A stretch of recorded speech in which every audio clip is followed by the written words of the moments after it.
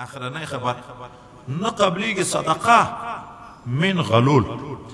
غلول د غنیمت په مال کې خیانت ته ویل کېږي،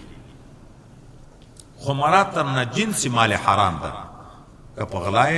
پیدا کړي، که په رشوتو یې اخیستی، که په غصب وي، که په هر عنوان وي، خو په حرام مال کې صدقه نسی کېږي. خو تخصیص د غلول په عباراتو د احادیثو کې ډېر راځي. ولې؟ دا وایي اطیب رزق د مسلمان ده، په دا اطیب رزق کې چې خیانت وکړه دا خیانت هم کېږي. ګورې د شهادت مقام لاړ شي، ختم شي چې خیانت یې په غنیمت کې وکړو. د نبي علیه صلات وسلام غلام ده، یو څادر د غنیمت تقسیم نه مخکې اخیستی، یې شی راغی ولګېدو، صحابه وی مبارک دی شهادت نبی علیه السلام یې شهید نه ده، ما ولې دا څادر د اور لمبې په وي. بل دا ده چې په دغه کې سبیل حقوق ډېر دي. ګوره په بیت المال کې چې د سړي نه خیانت وشي،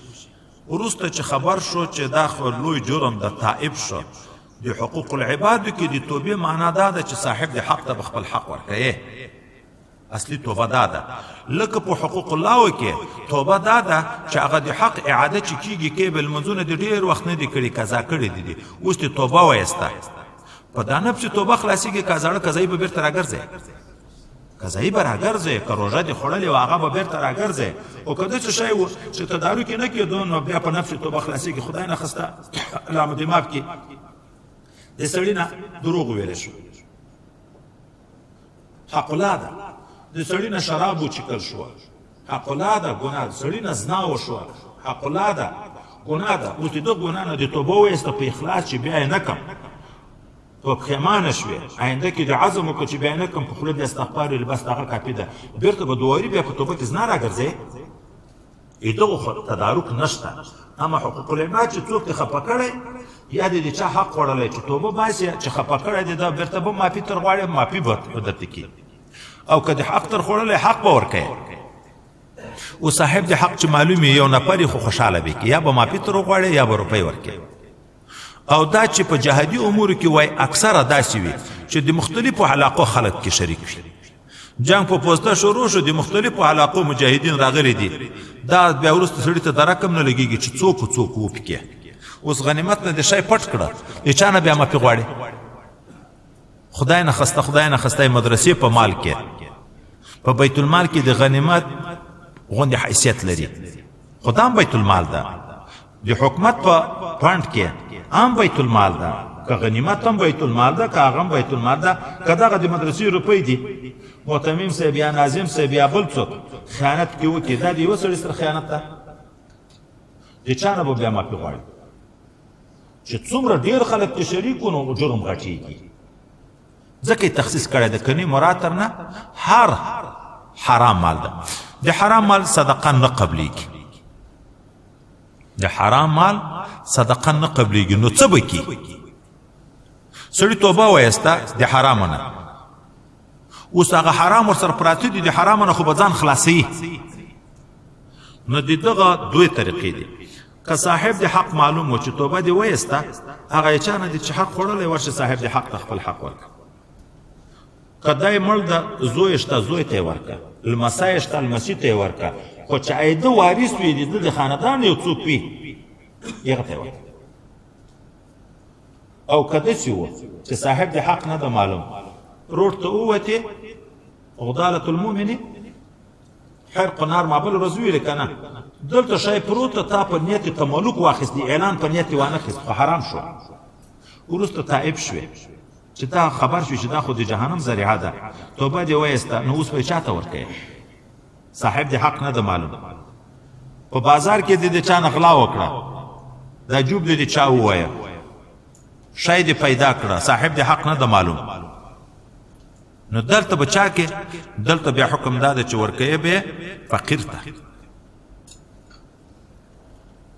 خو دا نیت به نه پکې چې خپل صدقه کم، زه خیرات کم. که دا نیت یې وکړو په پردۍ دنیا کې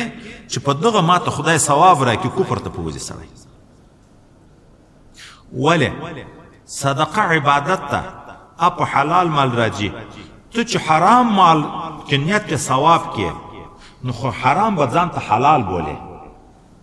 پردی مال به ځان ته حلال بولې بیا به خپل خیرات پکې حلال حرام ګڼل حرام حلال ګڼل سړی کفر ته پوځي که نه وځي او څه نیت پکې په حرام مال کې صدقه خو به کې چې صاحب د حق نه د معلوم غاړې خو به خلاصوې خو دا نیت پکې چې خدای هغه د حق چښتن ته د مال چښتن ته یې ثواب ور ورسوي اوس خو ماته د مال چښته نه ده معلوم چې د چا مال مې ضایع کړی ده خوړلی مې ده خو خدای پاکه دغه د هغه چښتن ته یې ثواب سې ور ورسوي اوس بیا په دغه عمل ثواب خدای درکوي په صدقه نه دوه شی دي یو دا چې زه دغه لوټ راواخلم چاته یې ورکم یوه روپۍ په لسه یوه په اووه سوه یوه په اووه لکه خدای عوض ورکوي که نه ورکوي د دغه صدقې ثواب نشته صدقه خو د تا نه ده خو پردی روپۍ دي د بل چا دپاره دی ورکړی په دغه عمل چې دا حرام دی د ځان نه لرې کړه په دغه عمل خدای ثواب درکوي چې نور دی د حرامو نه ځان خلاص کړو حرام دی د ځان نه لرې کړه په دغه د خدای غاړه خلاصي که یې نه کې لرې تائب هم شو نه دی کړه لرې خو د حرام چې په مال کې پاتې دی آینده کې ټول مال دی ورسره حرامېږي نفقه خو که په ځان خورې که په اولاد خورې که په ښځې خورې خو بیرته د حرام په وخوړ بیا خو تایب نه شوې نو خدای نه قبلوي صدقه د غلول نه د حرام مال نه اوس نو که حرام مال کې تصدق ده نو دوه قسمه ده یو په نیت ثواب چنده پرې کوې لکه دغه موږ تاسې د وخت خلک چنده پرې کوي خو نیت د ثواب ورته لري داسې خو نه ده چې پردی حق بولي او اکثره یې ګټي په څه شي په حرامو طریقه یې ګټي که نه ګټي غلا کوي بیا یې هلته وروړي چنده پرې کوي صدقه خو پیدا کوي جمع کوي په غلا بیا خوار و غریب جومات ته ورغی یا ده ته ودرېده ورکوي عنوان د صدقې ده چې ما ته به خدای پاک ثواب راکړي یو څوک بندي په یو ځای کې د لوی اختر شپې را روانې لکه دا اوس چې را روانې څوک د سپارش دپاره ورغلي وه دا مشر ته دا د جیل والا ته ده ځای ته ورته ویلي وه چې یو ښه پسه د قربانۍ دپاره راولئ بیا به یې در خلاص کړم قرباني په رشوت په پسه یو ښه پسه د قربانۍ شپې دي زه روپۍ نه لرم پسه راوله زه تې به یې درته خلاص کړم نن سبا دغه ډار د زړه نه ولوېده ووت حلال حلال حرام حرام ګڼل دا ډېره کمه خبر پاتې ده نن سبا د حلال او د حرامو فتوا معنا په اصلي معنا نه ده پاتې چې په لاس ورتله حلال دي چې په لاس نه ورتله حرام دي زموږ اکثره مسلمانان چې دا قصدن حرام نه کوي په حرامو لګیا دي د تجارت کاروبارونه نن سبا دومره غټ غټ دي چې تر چوکاټ وتلي دي دا د عذر بولي چې کاروبار غټ ته نه په رسېږو ذاتې د دغه وجې نه سود ورته روا کېږي بیې پیسې دې روا کېږي دا تبادله د روپیو چې سره کوي مسلم شریف کې تحقیق را روان ده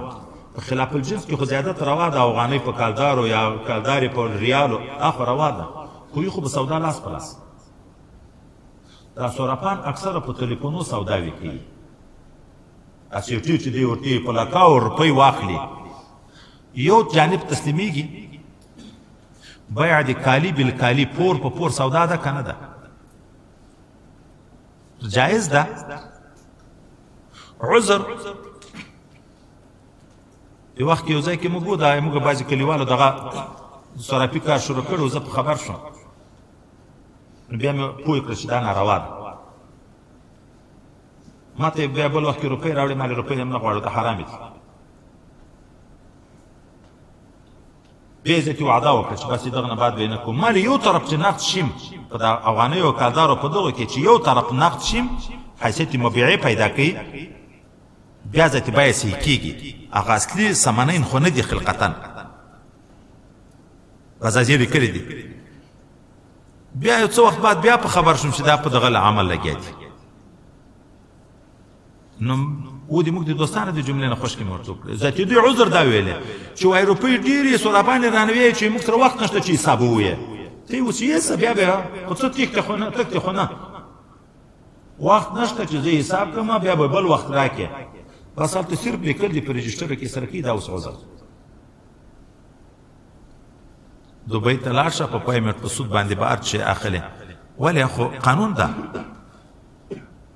دا قانون عذر ده سود ده دا عذر ده په تلیفونو سوداوي دي بیا بیع قبل القبض شی لا قبض کړی نه دی بیا په بل پسې خرڅوي موږ تاسو سره را روانې دي لا سوداوي هم شوي وي په دا مابین کې دا غټ تجاران ټول په دغه لګیا دي موږ ته چندې څوک راکوي خو دا غټ تجاران راکوي چا ډېرې لري موږ خوشحاله مې ډېر دعاوې مې هغو ته کوو دې غریبانان په نیت ثواب وکړي په نیت ثواب ده خو صدقه یې بولي په دا پوه شي چې صدقه ثواب خدای پاک نه په راکوي بیا خو نه کوي او هلته دومره خطرناکه خبر چې په حرامو کې نیت ثواب وکړي کفر ته وځي